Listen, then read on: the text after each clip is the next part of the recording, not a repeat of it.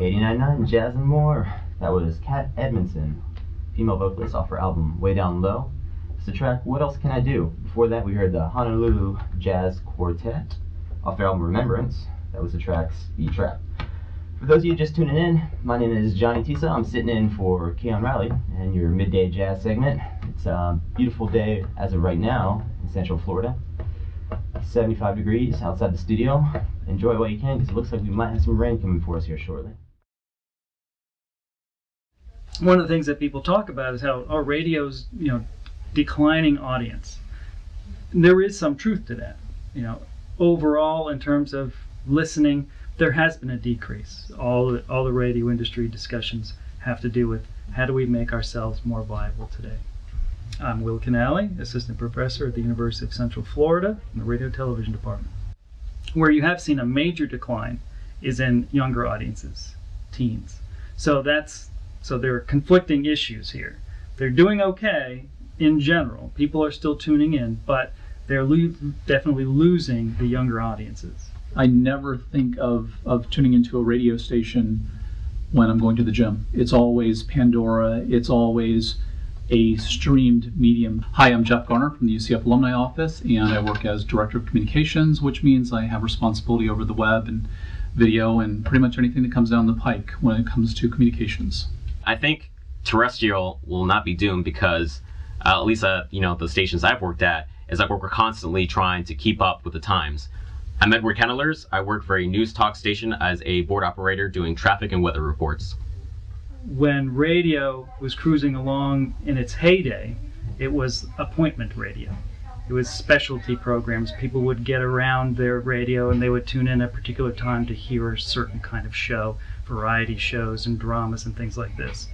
When television came along, all that appointment kind of programming migrated to television. So although it was always there and it was always free, radio as an industry had to look for other alternatives to deliver information that was compelling enough for people to stay engaged, stay tuned in, and still listen to it no matter what they were doing as part of their life. Radio shifted its perception of what it is to make itself more viable to the market. There's the turning point in the 70s when radio became more restricted. And an example of the attitude there would be like Elvis Costello's On the Radio. Whereas a more cynical attitude about radio, that radio is feeding you a bunch of homogenized stuff and just sort of trying to anesthetize you, right? And that's where we have been in some respects over the last 15 years. And I think that we're at a time when radio is trying to figure out again, how is it going to change what it is to remain viable in this new market? I think it's got life for probably at least 10 to 20 years in my personal opinion. It's going to continue to have to evolve. Radio has to try to reinvent itself. What is it going to focus on? What are its strengths? So many other alternatives have been made available to people that I think it's been on the decline because with the web coming about sort of commercialized in 1995, that began the whole Napster era, and radio had more competition. You look at what the competition is. The competition is going to be mostly national, mostly mechanized, and it's not going to be very local and very direct. And so what stations can do is try to make their format more localized. Now there's been a move to making these stations more uniform across the country because that was more efficient. The large groups that were owning these stations would be efficient by having one programming strategy, and you do it the same way on all the stations in all the markets. The playlist is so concentrated to a handful of songs. The rotation is ridiculous. It is just the same set of songs over and over and over and over. And it's the sound of surprise that makes radio on a daily basis potentially much more interesting and engaging. So you want to get people to migrate. But if you're doing the same old stuff frequently the way they do now, then there isn't a sense of surprise.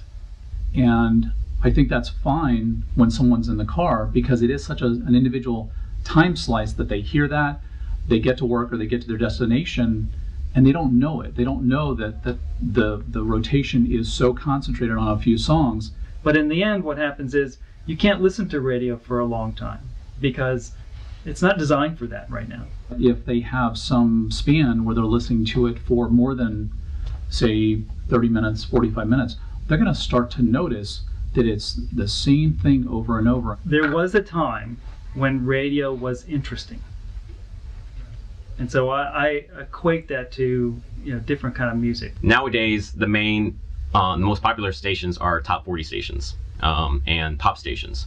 And what has happened is, as more people tend to listen to those stations, more stations become those stations.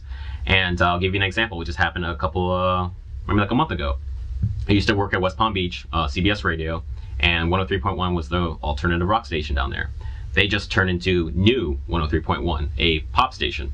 Why? Because rock simply doesn't make money anymore. You have large companies trying to be efficient, and so they streamline the programming ideas and put the same programming ideas in all of their different markets.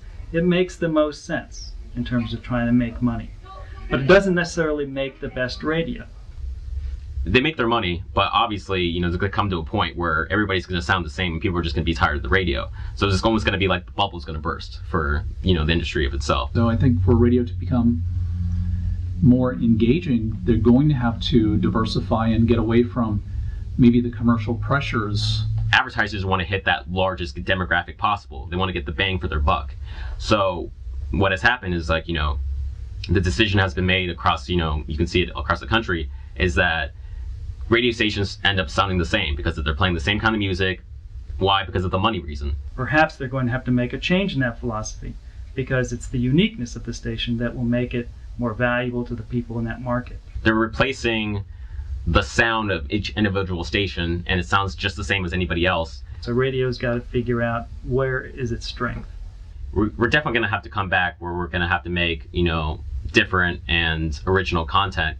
And it can be branching out, having something that's, very localized and focused on their community. I think we really need to get back to local talent as far as each station, or they should try to have very good on-air personalities that go out there, promote certain local events, promote, local, festivals, this and that, and really just get the citizens or the local people very active in those kind of things and be appreciative and love their town.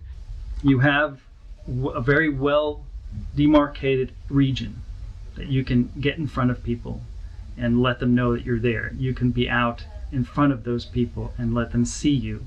You can engage them directly face to face. You can't do that if you're a host on Sirius very well.